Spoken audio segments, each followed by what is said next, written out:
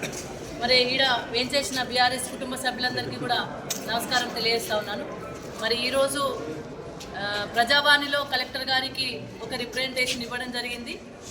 ప్రజా సమస్యల పట్ల ప్రజావాణి ఉన్నదని చెప్పుకుంటా ఉన్నారు కాబట్టి మరి ప్రజావాణిలో ప్రజా సమస్యలు రైతుల సమస్యలు విన్నవించాలని చెప్పి ఉద్దేశం కొద్దీ రిప్రజెంటేషన్ ఇవ్వడం జరిగింది. సింగూరు నుండి ఏదైతే 0.3 నీటిని విడుదల చేయాలని జీవో ఉందో ఆ జీవోను తుంగలో తొక్కి ఇప్పుడు రైతులకు పంటకు నీళ్ళు ఇవ్వకుండా కాంగ్రెస్ ప్రభుత్వము ఇబ్బంది పెడతా ఉంది. సింగూరుకు రిపేర్ల పేరిట క్రాప్ హాలిడే అని చెప్పి ప్రకటించి రైతులను మోసం చేస్తూ ఉంది. క్రాప్ హాలిడే ప్రకటించే వాళ్ళు రైతులు పంట వేసుకోకముందే క్రాప్ హాలిడే ప్రకటించాలి. గతంలో ఉన్న కలెక్టర్ గారి దగ్గరికి వచ్చి బీఆర్ఎస్ పార్టీ రిప్రజెంట్ చేసి అసలు సింగూరు నుండి నీళ్లు విడుదల చేస్తారా చెయ్యరా అని అడిగితే అప్పుడు రిపేర్ చేస్తాం కాబట్టి చేయము అని చెప్పి అప్పుడు క్రాప్ హాలిడే ప్రకటించడం జరిగింది. అంటే గవర్నమెంట్కే స్పష్టత లేదు. ఆ స్పష్టత లేని సందర్భంలో మరి రైతులు నష్టపోతూ ఉన్నారు. వాళ్ళకి స్పష్టత లేదు కాబట్టే రైతులు ఈరోజు పంటలు వేసుకొని పెట్టుబడి పెట్టి పంట చేతికి వచ్చే టైంకి నీళ్లు రాక ఇబ్బంది పడతా ఉన్నారు. ఒక్క తరిస్తే 0.3 టీఎంసీలు కనుక సింగూరు నుండి నీటిని విడుదల చేస్తే ఆ పంట పొట్టకొచ్చిన పంట మరి బయటపడుతుంది, రైతులకు ఇబ్బంది లేకుండా ఉంటుంది. రైతులు చాలా ఆందోళనకరంగా ఉన్నారు.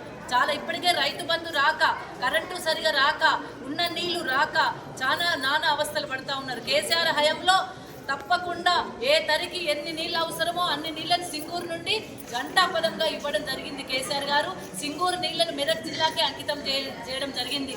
సునీతా లక్ష్మారెడ్డి గారు అసెంబ్లీలో అడిగినప్పుడు ఒక కమిటీ వేసి సింగూరు వరకు వెళ్ళి విజిట్ చేసి సింగూరులో నీళ్ళు అవైలబిలిటీ ఉంది కాబట్టి రైతులకు 0.3 నీటిని విడుదల చేయొచ్చు అని అధికారులు స్పష్టంగా చెప్పినప్పటికీ మరి మంజీరా వరకు వచ్చి నీటిని వదిలిపెట్టి మంజీరా దగ్గర ఆపడం జరిగింది. ఏమన్నా అడిగితే అధికారులు మెట్రో వాటర్ వర్క్స్ దగ్గర రిజెక్ట్ అయింది ఫైల్ అని చెప్తా ఉన్నారు. అసలు సింగూరు మెదక్ జిల్లాకే అంకితం చేసిన గౌరవ కేసీఆర్ గారు మరి ఈ రిజెక్ట్ అవడం అనేది మెట్రో వాటర్ వర్క్స్ దగ్గర ఎట్లా వస్తుంది?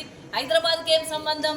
హైదరాబాద్ నగరానికి మెట్రో వాటర్ వర్క్స్కు రైతులకు సింగూరు నీటిని వాడుకునే రైతులకు ఏం సంబంధం? రైతులకు నీటిని విడుదల చేయాలని ఉన్నప్పటికీ కూడా విడుదల చేయకుండా మెట్రో వాటర్ వర్క్స్ వాళ్ళు అక్కడ ఆపుతా ఉన్నారు.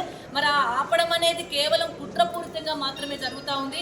ఇప్పటికైనా ప్రభుత్వం కళ్ళు తెరవాలి.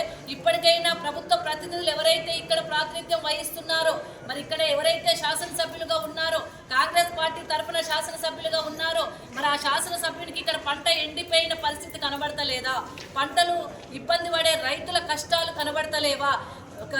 ఏదైతే మంజీరా నది వరకు వచ్చి నీళ్లు ఆగిపోయి ఉంటే ఆ నీటిని కనీసం ఈ గణపురం ఆనకట్ట వరకు తెచ్చే శక్తి మీకు లేదా? మీకు ఆ ధైర్యం లేదా? మీ ముఖ్యమంత్రి మీకు అడగస్తలేదా? మరి అట్లాంటప్పుడు ఇక్కడ ప్రజల కష్టాలు ఎట్లా తీరుస్తాం అనుకుంటున్నారు? ఇక్కడ రైతులకు చివరి పంటకు మరి పంటకు ఆ నీళ్ళు ఇవ్వకుండా రైతులు ఇబ్బంది పడితే చూస్తూ ఊరుకుంటారా? గతంలో క్రాప్ హాలిడే ప్రకటించే ముందే మీకు కనుక క్రాప్ హాలిడే ప్రకటించే ముందే టైం ఉంటే రైతులు పంట వేసుకోకముందే సాటింపు వేయించి ఆపాల్సింది. కానీ పంట వేసుకున్నాక క్రాప్ హాలిడే ప్రకటించింది కాబట్టి మేము ఈరోజు డిమాండ్ చేస్తూ ఉన్నాం. 0.3 టీఎంసీల నీటిని వెంటనే విడుదల చేయాలి. లేని పక్షంలో రైతుల పక్షాన నిలుస్తాం. తప్పకుండా రైతుల పక్షాన్ని నిలబడి ధర్నా కార్యక్రమాన్ని నిర్వహిస్తాం. రేపు హెచ్ఆర్సీని కూడా కలవబోతా ఉన్నాం. హ్యూమన్ రైట్స్ కమిషన్ దగ్గర కూడా రైతులను తీసుకెళ్తాం. మా రైతుల కష్టాలు తీర్చాలని చెప్పేసి మేము అక్కడ కూడా రేపు రిప్రజెంటేషన్ చేయబోతా ఉన్నాం. జై తెలంగాణ.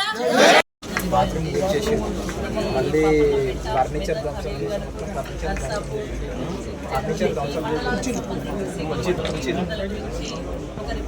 చెప్పిందుకు ఘోషించిన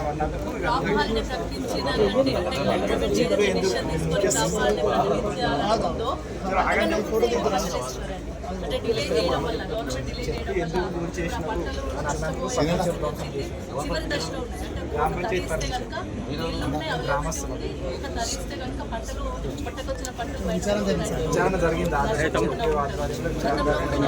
ఆల్రెడీ సంబంధించిన ఆధారం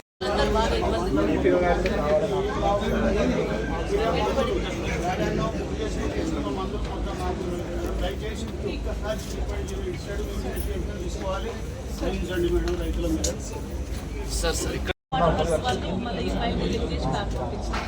కానీ ఒకవేళ ఇప్పుడు కంప్లీట్గా మిస్గైడ్ అవుతుంది సార్ కాబట్టి ఇప్పటికైనా మీరు రిప్రజెంట్ చేస్తే ఈ ఒక 2-3 తీసుకుంటే పంట వర్తించగలుగుతాం. నెక్స్ట్ టైం ఎట్లా కాబట్టి పంట వేసుకోరు రిపేర్ అయ్యేంత వరకు మందిర వరకు వచ్చి